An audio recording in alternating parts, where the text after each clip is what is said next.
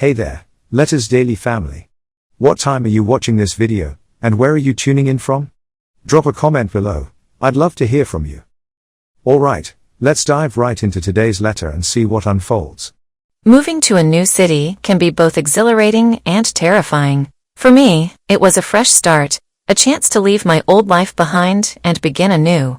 I found an apartment in a quiet neighborhood that seemed perfect, tree-lined streets, friendly neighbors, and a sense of calm that I had been desperately seeking. Little did I know, that tranquility was about to be shattered by something far more sinister than I could have ever imagined. The apartment I chose was on the top floor of a modest, 3-story building. It was an older structure, full of charm and character, with creaky floorboards and ornate crown molding.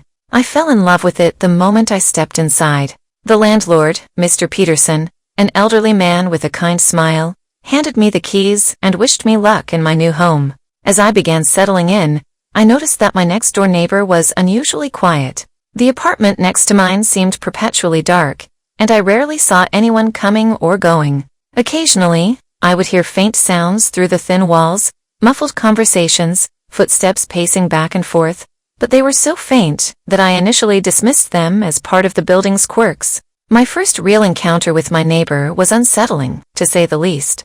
It was a chilly evening, and I was returning from the grocery store, struggling with bags in both hands. As I approached my door, I saw him for the first time. He was standing in the hallway, just outside his door, staring at the ground. He was an older man, perhaps in his late 50s or early 60s, with unkempt gray hair and a pallor that suggested he hadn't seen the sun in years. "Hello," I greeted him, trying to be friendly. He looked up at me, his eyes wide with what I can only describe as fear. He mumbled something under his breath, something that sounded like "it's too late," and quickly shuffled back into his apartment, closing the door with a soft click. I stood there for a moment, puzzled, before shrugging it off and entering my own apartment. That night, I heard the noises again. This time, they were louder. I could distinctly hear what sounded like a conversation, but the voices were too muffled for me to make out any words. I pressed my ear to the wall, trying to listen more closely, but as soon as I did, the voices stopped. There was a long, eerie silence, followed by the sound of footsteps pacing back and forth. I told myself it was nothing. Maybe he was on the phone or watching TV at an unusually low volume. But as the days passed, the noises continued, growing more frequent and more disturbing. There were nights when I could hear what sounded like someone sobbing, a deep, guttural cry that sent chills down my spine. Other times, it was the sound of something heavy being dragged across the floor, accompanied by the soft creaking of the floorboards. I became increasingly unnerved, my imagination running wild with all sorts of horrifying possibilities. But each time I tried to confront my neighbor about the noises, something would stop me. A cold fear would grip my heart, and I would find myself hesitating, my hand frozen inches from his door. One night, the noises were particularly loud, so loud that they woke me from a deep sleep.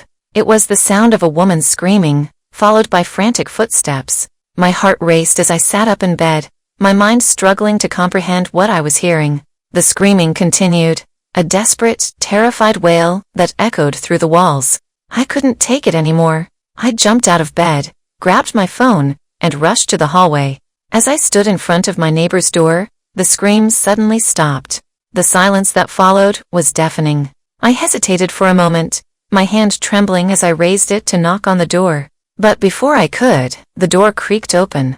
No one was there. I stood there, frozen in place, staring into the darkness of my neighbor's apartment. The air was thick, with an indescribable sense of dread, and a cold draft seemed to seep from within, chilling me to the bone. I called out, "Hello? Is anyone there?" But my voice sounded small and fragile in the oppressive silence.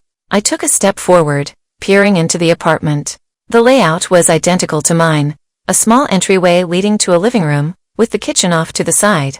But where my apartment was warm and inviting, this one felt cold and lifeless. The furniture was sparse, covered in a thick layer of dust, and the curtains were drawn tightly shut, blocking out any light. "Hello?" I called again, my voice wavering. No response. Just silence, deep and suffocating. I was about to step inside, when I heard a faint noise behind me, a soft whisper, like someone calling my name. I spun around, but the hallway was empty. My heart pounded in my chest as I quickly retreated to my apartment, slamming the door behind me. I leaned against the door, trying to calm my racing heart, but the fear that had taken hold of me refused to let go. The next day, I went to the landlord, Mr. Peterson. I told him about the noises, the screams, and my strange encounter with the neighbor. He listened patiently, his expression unreadable, and when I finished, he let out a long sigh. "I'm afraid there's been a misunderstanding," he said, his voice heavy with something I couldn't quite place. "No one lives in that apartment. No one has for over 5 years." His words hit me like a ton of bricks. "What do you mean?" I asked, my mind struggling to make sense of what he was saying. "I saw him. I heard him. There were screams, noises. How can no one be living there?" Mr. Peterson shook his head.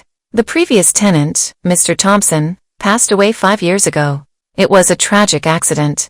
Since then, the apartment has remained vacant." My blood ran cold. "But I saw him," I insisted. "I've heard him, seen him in the hallway." Mr. Peterson looked at me with pity. "I don't know what to tell you, son. That apartment is empty. If you're hearing things, maybe it's the old building settling, or your imagination playing tricks on you. But I can assure you, no one lives there." I left his office feeling more confused and unsettled than ever. I knew what I had seen and heard, but the landlord's words left me questioning my own sanity. Had I imagined it all? Was I losing my mind? Or was there something far more sinister at play? Determined to find answers, I began researching the history of the building and the mysterious Mr. Thompson. What I discovered only deepened the mystery. Mr. Thompson had been a recluse, rarely leaving his apartment. Neighbors described him as a quiet, reserved man who kept to himself. But there were rumors, whispers of strange noises coming from his apartment late at night, of people visiting him in the dead of night and never being seen again. The police report on his death was vague, citing it as an accidental fall down the stairs. But there were inconsistencies, details that didn't add up. And then there was the most disturbing discovery of all, a newspaper article from the time of his death, with a photo of Mr. Thompson. The man in the photo was the same man I had seen in the hallway. The realization hit me like a punch to the gut. The man I had seen, the man I had spoken to, he was dead. I was seeing a ghost. That night, the noises returned, louder and more frantic than ever. The footsteps, the muffled voices, the dragging sound, they all came together in a cacophony of terror that shook me to my core. I knew I couldn't ignore it any longer. I had to confront whatever was haunting that apartment. I grabbed a flashlight and made my way to the hallway. My hand trembled as I reached for the doorknob of my neighbor's apartment. The air around me felt heavy, as if the very atmosphere was pressing down on me, urging me to turn back. But I couldn't. I had to know the truth. I pushed the door open and stepped inside. The darkness was thick and impenetrable, swallowing the beam of my flashlight. I called out, "Mr. Thompson? Is anyone here?" Silence. I took a few steps forward, my heart pounding in my chest. The apartment felt even colder than before, and the sense of dread was overwhelming. I moved the flashlight around the room, searching for any sign of life or death. Then I saw it. A figure standing in the corner of the room, facing the wall. It was him, Mr. Thompson. His back was turned to me, but I knew it was him. The same unkempt gray hair, the same hunched posture. "Mr. Thompson?" I whispered, my voice barely audible. He didn't move.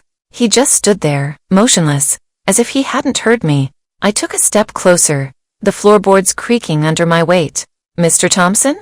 I called again, louder this time. He slowly turned around. His face was pale, almost translucent, and his eyes were hollow, filled with an emptiness that chilled me to the bone. His mouth moved, but no sound came out. He raised a trembling hand and pointed to something behind me. I turned around, and what I saw nearly made me scream. The walls of the apartment were covered in writing, scrawled in what looked like blood, words and symbols that made no sense, a chaotic jumble of madness. In the center of it all was a message that sent a shiver down my spine.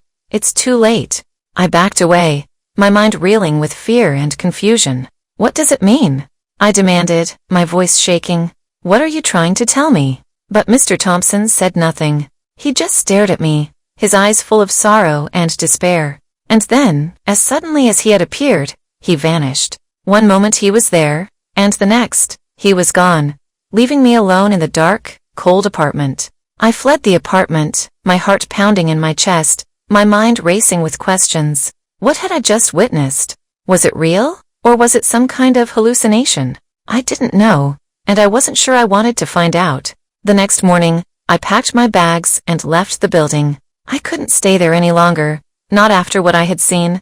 I found a new apartment across town, in a modern building with bright lights and friendly neighbors. But even there, the memory of that night haunted me. I tried to move on with my life, to forget about the eerie secret my neighbor had been hiding for years. But the nightmares persisted, filling my sleep with visions of Mr. Thompson and the blood-soaked walls of his apartment. And then, one day, I received a letter.